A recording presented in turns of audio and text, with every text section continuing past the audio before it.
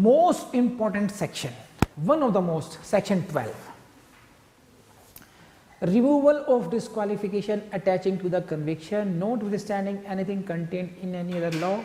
A person found guilty of an offence and dealt with under the provisions of section 3 or 4 shall not suffer disqualification if any attaching to a conviction of an offence under such law. Very very important for you. Now एक विद्यार्थी है, बहुत मेहनती विद्यार्थी है, एक ऐसा व्यक्ति है बहुत मेहनत करता है लेकिन केवल एग्जाम में नकल करने के लिए, नकल बड़े मेहनत से करता है वो एग्जाम में, वो नकल करते हुए पकड़ा गया, सही है, नकल करते हुए पकड़ा गया, उस पर फिर केस चला और now he is found guilty, सही, लेकिन considering his young age below 21 years, considering the nature of the case, circumstance of the case, offender का कैरेक्टर देखते हुए, it was decided that he should be given the benefit of section 3 और 4, सही है। अब conviction तो हो चुका था उसका, लेकिन he was release on probation या he was release after due admonition. अब अगले उसने बेचारे ने अपनी ग्रेजुएशन पूरी कर ली, अब उसको फॉर्म भरने हैं, सरकारी नौकरी में जाना है, तो क्वेश्चन ये है कि ये जो कन्विक्शन हुआ क्या उसकी वजह से उसका सिलेक्शन किसी उसमें रुकेगा? तो आंसर इज सेक्शन 12 कहता है shall not suffer disqualification if any attaching to a conviction of an offence under such law, कि जस्ट बिकॉज ही है, भले ही उसको कन्विक्शन किया गया था, दोषी माना गया था, but because he has been release under section 3 और 4, है ना, तो कन्विक्शन के जो डिस्क्वालिफिकेशन होती है वो उससे अटैच नहीं होंगी, it means he can apply for the government jobs. समझे बात? तो क्यों इंपॉर्टेंट है? Removal of disqualification attaching to conviction, conviction होते ही जो डिस्क्वालिफिकेशन हो जाती है उससे आप मुक्त हो जाते हैं अगर आपको सेक्शन 3 और सेक्शन 4 का लाभ मिल जाता है। आप मेरी बात समझ रहे हैं? बहुत इंपॉर्टेंट सेक्शन है, सेक्शन पर से ही क्वेश्चन पूछा जा सकता है और यहां से आपको मेंस में प्रॉब्लम दी जा सकती है इसके बेस पे। बोलो हाँ है ना, कर लेंगे। तो ध्यान रखना कि सेक्शन 3 और 4 में अगर छोड़ दिया गया है तो फिर कोई डिस्क्वालिफिकेशन नहीं रहेगी, ये ऐसा माना जाएगा कि कन्विक्शन हुआ ही नहीं है उसको, it is as if he is not convicted for the purpose of disqualification. फिर फायदा क्या हुआ? फिर फायदा क्या हुआ कन्विक्शन करने का? फायदा ये हुआ कि अगर दोबारा करोगे for that purpose you will be deemed to be previously convicted. समझ नहीं आती?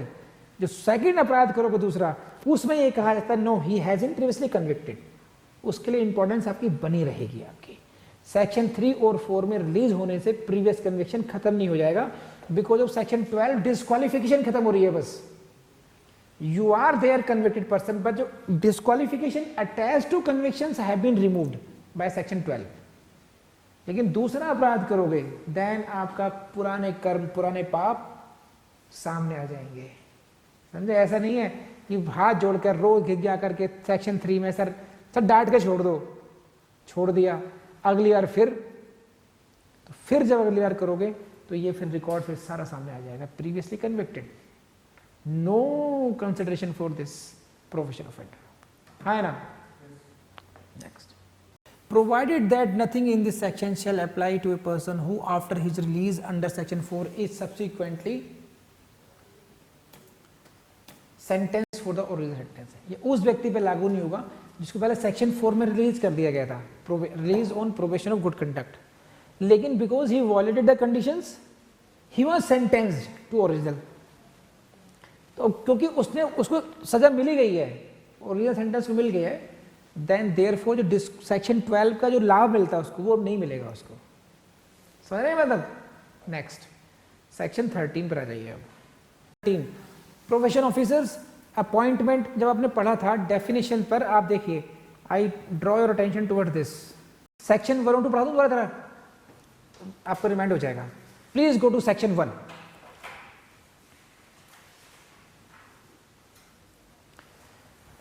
Short title, extent and commencement. This act may be called the Probation of Offenders Act 1958. Mind it, year is what? 1958. तो यहां से question आता है prelims में आपका, the what is the name of this act? This is the name of Probation of Offenders Act 1958. Second clause, it extends to the whole of India except the state of Jammu and Kashmir. यहाँ पर there is no other areas. Only Jammu, state of Jammu and Kashmir is excluded. Please highlight this. आगे बढ़ेंगे, यहाँ से प्रेम से question आएगा, ये कुछ समझाने वाली बातें नहीं है यहाँ पर ऐसे ही. हाँ जी. Third, it shall come into force in a state on such date as the state government may by notification in the official gazette appoint, and different dates may be appointed for the different parts of the state. It is very unique thing in this. Here the date of enforcement will be as if notified by the state government. और यहीं से film से question आता है कि state government जो date बनाएगी. And second question important कौन सा है कि डिफरेंट डेट्स में be appointed for the different parts of the state. Got it और नॉट? तो इफ सपोज यूपी के हम लोग उदाहरण लेते हैं, eastern UP, western UP, Uttarakhand में देख सकते हैं आप, कुमायूं, गढ़वाल, डिफरेंट डेट्स में be appointed for the enforcement of this part. And this is very important, please keep in mind, यहां से क्वेश्चन मिलेंगे आपको. This is what section 1. Now this section comes to definitions. यहां से क्वेश्चन कहां से आएगा? Please see this. In this act, unless the context otherwise requires, code means what? Code of Criminal Procedure 1898. Don't get confused with the name 1898 because ये act कब आया था? 1958 में आया था. उस समय पर जो at present CRPC 1973 that was not applicable. Present CRPC came into force on 1st April 1974. Therefore, because it was enacted in 1958, therefore name is what? 1898. तो ये ध्यान रखना कि इस act, now you should read it as well code of criminal procedure 1973 पढ़ेंगे आप लोग. तो कोड जहां जहां आया है उसको क्या मानेंगे अब? CRPC कर लेंगे. Next, probation officer means an officer appointed to be probation officer or recognized as such under section 13. देखो दो चीजें हैं, please see the words use in this. Probation officer means an officer appointed to be probation officers और recognise as सच.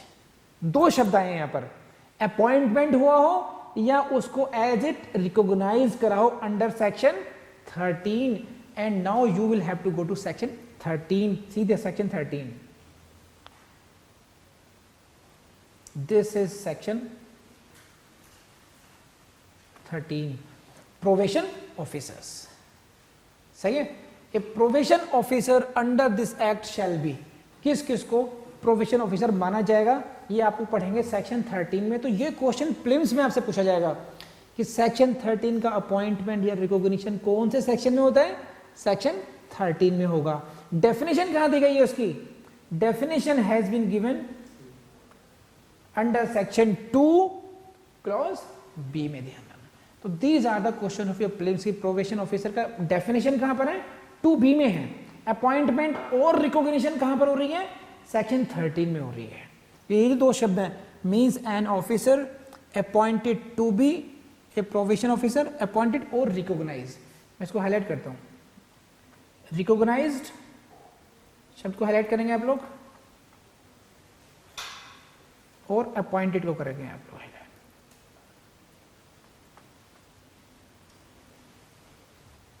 ठीक है? तो these are the words. Next,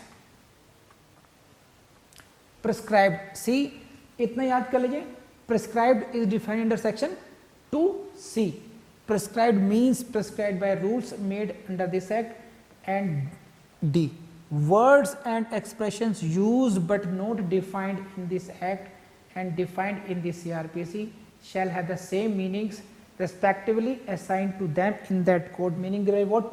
कि अगर किसी शब्द की व्याख्या यहाँ पर नहीं दी गई है प्रोबेशन ऑफ ऑफेंडर्स एक्ट में, तो then we will have to see CRPC की व्हाट इज द मीनिंग. जो रेफरेंस है फिर क्या हो गया आपका?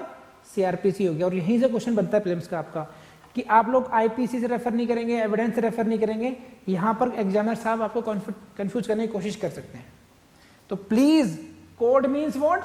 CRPC.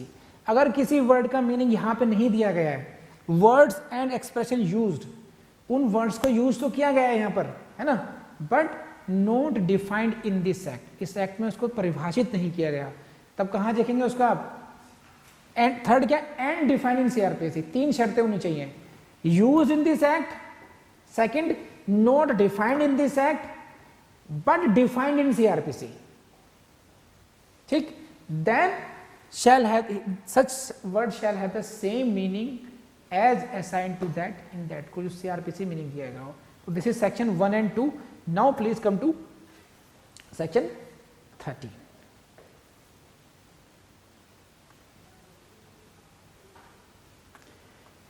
Probation officers, a probation officer under this act shall be, कौन कौन हो सकता है?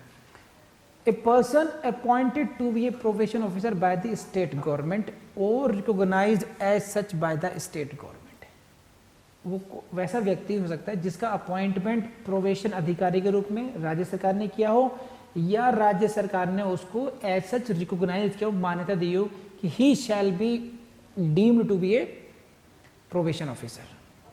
आई बात समझ में नहीं आई? दूसरी बात, a person provided for this purpose by society recognized in this behalf by the state government, please highlight this P4 films लिखिए, राज्य सरकार द्वारा मान्यता प्राप्त किसी सोसाइटी से भी प्रोबेशन अधिकारी आ सकता है। It is not as if कि वो गवर्नमेंट जॉब में ही होना चाहिए।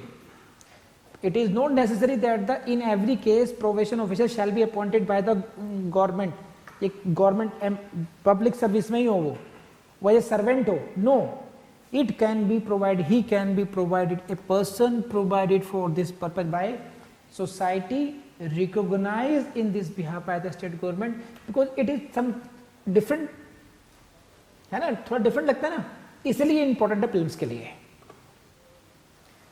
इन any exceptional case any other person, please कोई अन्य व्यक्ति भी हो सकता है, who in the opinion of the court, जो कि कोर्ट की राय में is fit to act as a probation officer in the special circumstances of the case, and it is again very important. Question कैसे आएगा?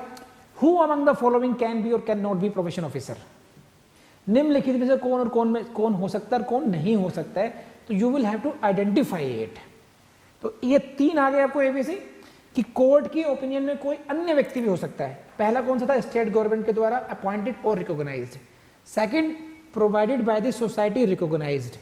Third, fit, found fit by the court, court ने जिसको सही माना। Next,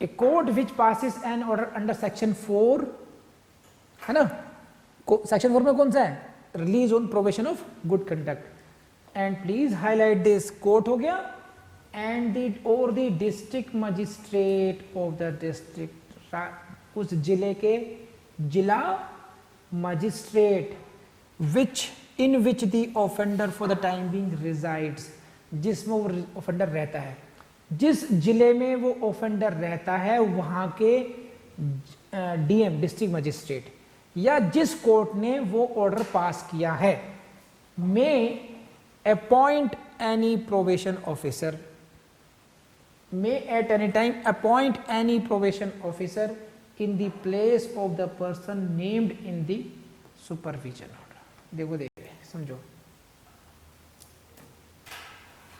in the place of the person named in the supervision officer order, supervision order आपने पढ़ लिया, section 4 की क्लॉज 3 में सुपरविजन ऑर्डर था, उसमें सुपरविजन कौन करेगा? तो सुपरविजन ऑफिसर बनाते हैं ना उसमें, तो उसकी जगह पर अपॉइंट, ये कौन कौन कर सकते हैं? अपॉइंट एनी प्रोबेशन ऑफिसर, कौन कर सकता है अपॉइंटमेंट? जो जिस कोर्ट ने सेक्शन 4 का ऑर्डर पास किया हो या जिस जिले में वो रहता है वहां के डिस्ट्रिक्ट मजिस्ट्रेट साहब। तो who can appoint, who can appoint, यहां से क्वेश्चन आएगा, district magistrate of the concern district या court which pass the order section under section 4, ये क्या कर सकते हैं? They can appoint any probation officer, किसकी जगह? In place of the person named in the supervision order, supervision order में जिस व्यक्ति को नामांकित किया गया था कि now he will have the duty to supervise this, उसकी जगह वो किसी व्यक्ति को प्रोबेशन ऑफिसर अपॉइंट कर सकते हैं। कौन कर सकते हैं? कोर्ट और द डिस्ट्रिक्ट मजिस्ट्रेट। यहां से क्वेश्चन आएगा, सही है। Explanation not important.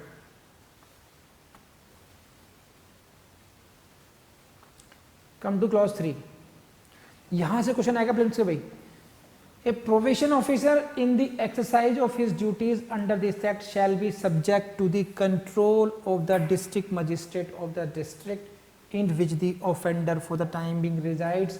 तो यहां से क्वेश्चन आएगा कि किसके कंट्रोल में रहता है वो? Subject to the control of the district magistrate, सही है। डिस्ट्रिक्ट मजिस्ट्रेट के कंट्रोल में रहेगा कौन? Probation officer. जब इस एक्ट के, इस अधिनियम के अंतर्गत वह अपने कर्तव्यों का निर्वहन कर रहा होगा, इन ऐसी स्थिति में वह अधिकारी उस जिले के जिला मजिस्ट्रेट के कंट्रोल में काम करेगा। Subject to the control of the district magistrate of the district. कौन सा district? In which the offender for the time being resides. उस समय, तत्समय जिस जिले में वो ऑफेंडर रहता है। मुकदमा चला दिल्ली में, लेकिन कहाँ रह रहा है वो आदमी? हरियाणा के किसी शहर में रह रहा है। तो वहां का जो जिलाधिकारी होगा और उसका प्रोबेशन अधिकारी वहां पे जो होगा उसके कंट्रोल में काम करेगा, वहां के जिलाधिकारी, नोट दिल्ली, सही है। Next, duties of the probation officer. Heading याद कर लीजिए, क्या क्या ड्यूटीज है खुद पढ़ लीजिएगा, बहुत इंपॉर्टेंट नहीं है ऐसा कोई समझाने वाला है इसमें। हाँ, एक खास बात है, वो है 14 का बी में देख लीजिए। 14 की बी देखिए, सुपरवाइज प्रोबेशनर्स, ये तो है ही है, endeavour to find them suitable employment. कि जो प्रोबेशन अधिकारी है वो, उसकी ड्यूटी ये भी है कि वो उसके लिए सूटेबल एम्प्लॉयमेंट को भी पाने में मदद करेगा। Endeavour to find the suitable employment. अगर ये व्यक्ति जिस काम को जानता है, प्लम्बरिंग का काम जानता है, चलते प्लम्बरिंग का तेरा रोजगार लगवाता हूँ। तो इलेक्ट्रिसिटी का काम जानता है, चल तो इलेक्ट्रिसिटी वाला काम लगवाना जानता हूँ। तो ये it is something different. Don't see कि प्रोबेशन अधिकारी, देखिए इस एक्ट का बेनिफिट वो है क्या? It is the beneficiary act, है ना। ऑफेंड ऐसे व्यक्ति के लिए बनाया गया कि जहां पर कोर्ट को लगता है कि ये आदमी सुधर सकता है। जो पर्पज क्या है? Reformation of the purpose, reformation of the offender. तो ऐसे व्यक्ति को अगर हमने अनएम्प्लॉयड छोड़ दिया तो हो सकता है फिर वो रोजगार ना मिलने पर वो गलत संगत में पड़ जाए और फिर दोबारा अपराध की तरफ बढ़ जाए वो। तो यहाँ पर प्रोबेशन अधिकारी की वन ऑफ द ड्यूटी ये भी है कि endeavour to find suitable employment, सही है। एंड सी में क्या? Advise and assist offenders in the payment of compensation. Compensation के थे ना सेक्शन 5, सेक्शन 5 में कंपनसेशन कैसे करना है उसके बारे में समझाना कि भाई ऐसे करते ना आप। नोट वेरी इंपॉर्टेंट, लेकिन ध्यान रखिएगा। मैं ये छोड़ रहा हूँ, सब अपना पढ़ेंगे आप। सेक्शन 15 में आ जाइए, वेरी इंपॉर्टेंट, हेडिंग से ही काम चल जाएगा आपका। Probation officers to be public servant. Every probation officer and every other officer appointed in pursuance of this act shall be deemed to be public servant। भले ही पब्लिक सर्वेंट है या नहीं है, उसको पब्लिक सर्वेंट माना जाएगा, क्योंकि आपने पढ़ा सेक्शन 13 में what? He can be the person, he can be the person provided by the society recognised, है कि नहीं है? और he may be any person found fit by the court when he is exercising his duties as a probation officer, then he shall be deemed to be public servant। Every probation officer and every other officer appointed in pursuance of this act shall be deemed to be a public servant within the meaning of section 21 of the IPC। अब 21 में अगर तुम public servant हो गए हो, then फिर सारे जो एक्सेप्शंस का लाभ मिलना है आपको सेक्शन 300 में, सेक्शन 99 में, वो सारे लाभ आपको मिलेंगे, एज ए पब्लिक सर्वेंट मिलेंगे आपको। बात समझ गए आप लोग, है कि नहीं है? Next 16, protection of action taken in good faith. बहुत टेक्निकल नहीं है, आसान है, पढ़ा देता हूं एक बार को। नो सूट और other legal proceedings shall lie against the state government or any probation officer or any other officer appointed under this act। कौन कौन है यहाँ पर? State government, any probation officer or any other officer appointed under this act. ये 3 हो गए, highlighted. State government, any probation officer, any other officer appointed under this act. इन तीनों में से किसी के खिलाफ भी no suit or other legal proceeding shall lie. इन तीनों में से ना तो स्टेट गवर्नमेंट, प्रोबेशन अधिकारी या कोई अन्य ऑफिसर, उनके खिलाफ ना तो कोई सिविल सूट लाया जाएगा, ना ही कोई उनके विरुद्ध लीगल प्रोसीडिंग विधिक कार्रवाई करी जाएगी. किसके बारे में? In respect of anything which is in good faith done और intended to be done in pursuance of this act. इस एक्ट के परिपालन में, अनुपालन में उन्होंने कुछ भी करा हो, लेकिन कैसे करा हो?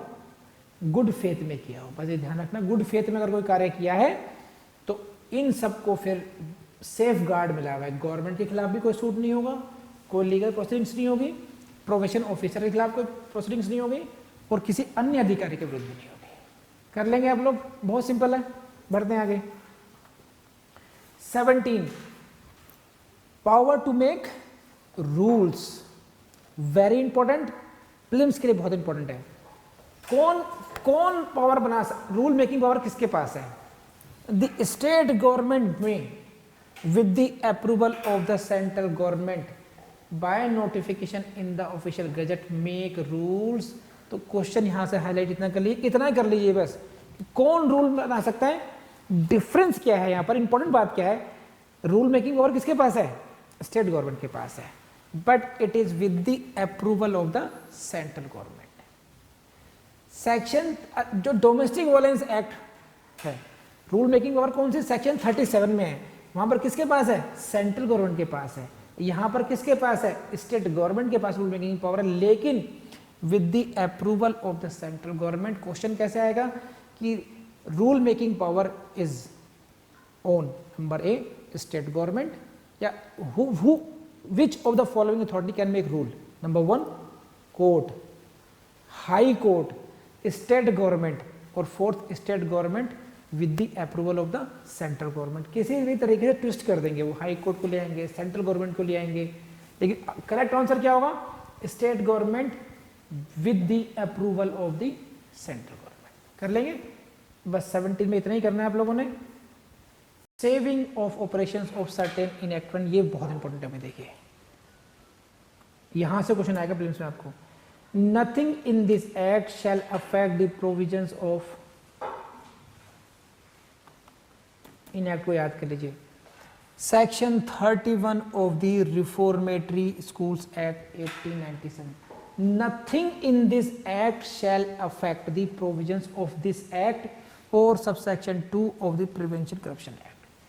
इन इट मीन्स व्हाट?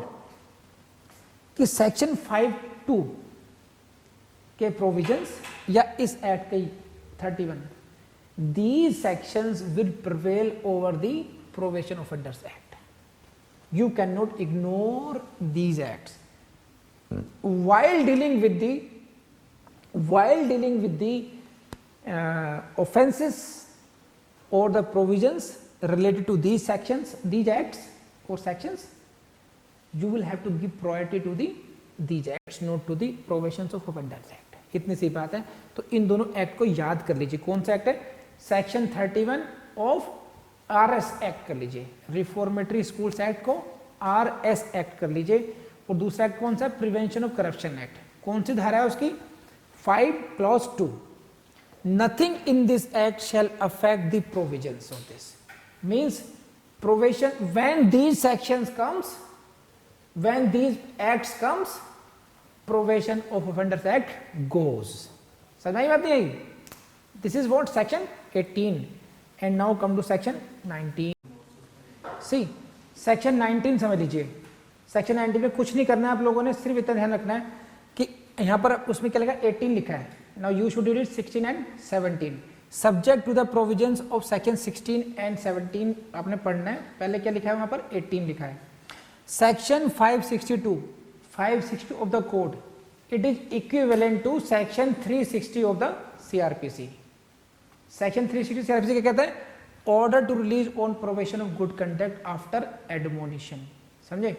तो section 360 of CrPC is dealing with the same subject, order to release on probation of good conduct यानी कि सेक्शन 4 यहाँ का, और आफ्टर एडमोनिशन, समझे? तो यानी कि सेक्शन 3 का इसका, तो सेक्शन 360 से संबंध कर रहे हैं लोग। बस क्या करना है इसमें, सिंपल सी बात याद रखनी है आप लोगों ने।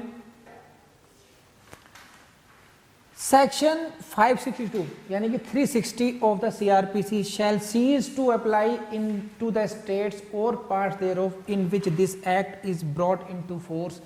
जहां पर प्रोविजन ऑफ ऑफेंडर्स एक्ट को लागू कर दिया गया है वहां पर सेक्शन 360 लागू नहीं होगा। बस समझ में आगे बात नहीं आगे आपको, बस इतनी बात याद रखनी है, note more than this. And now please see this section 360 की क्लॉज 10, वो हम लोग पढ़ा चुके हैं, सीआरपीसी में पढ़ चुके हो अच्छी तरीके से आप। Again nothing in this section यानी कि section 360 shall affect the provisions of offenders act 1958। तो सीआरपीसी की जो सेक्शन 360 है उसकी क्लॉज 10 में भी ये बात कह दी गई है कि सेक्शन 360 के प्रोविजन ऑफ ऑफेंडर्स एक्ट को अफेक्ट नहीं करेंगे। It means what, provision of offenders act को वरीयता दी जाएगी over 360। It is all over now, thank you.